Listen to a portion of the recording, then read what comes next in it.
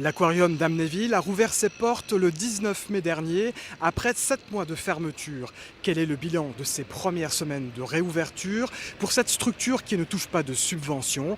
Réponse avec René Elkaïm. Les bassins s'éclairent à nouveau et le public est là. Il observe, regarde, admire ces poissons et autres créatures des fonds marins.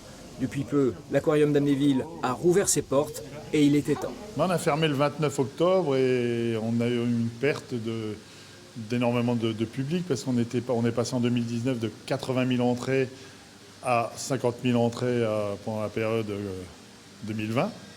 Et ça nous a fait une perte de chiffre d'affaires de un peu plus de 300 000 € durant toute cette période de confinement. Et ça s'est prolongé jusqu'au 19 mai et heureusement, on vient de rouvrir.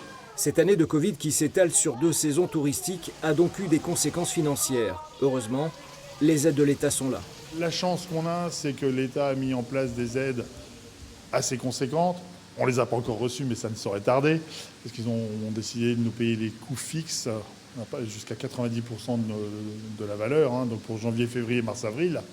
Donc ça, c'est de l'argent qu'on attend. Né en août 1989, l'aquarium d'Amnéville est d'abord le fruit d'une petite équipe. 3 au départ, 8 aujourd'hui. Chacun s'attelle à de multiples tâches pour que la structure entièrement privée et ne vivant que sur les entrées puisse continuer à vivre. L'entretien des installations coûte entre 10 000 et 15 000 € par an, une somme importante lorsqu'il n'y a plus de public. Et ce n'est pas tout. La plupart des salariés étaient au chômage partiel, sinon l'entreprise n'aurait pas pu tenir financièrement.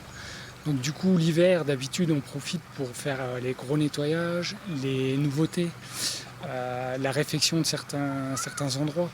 Et là, malheureusement, on a pris beaucoup de retard là-dessus. L'aquarium d'Amnéville a fêté ses 30 ans juste avant la Covid. Il est toujours là et compte bien continuer à montrer les merveilles de la mer au cœur de la Moselle.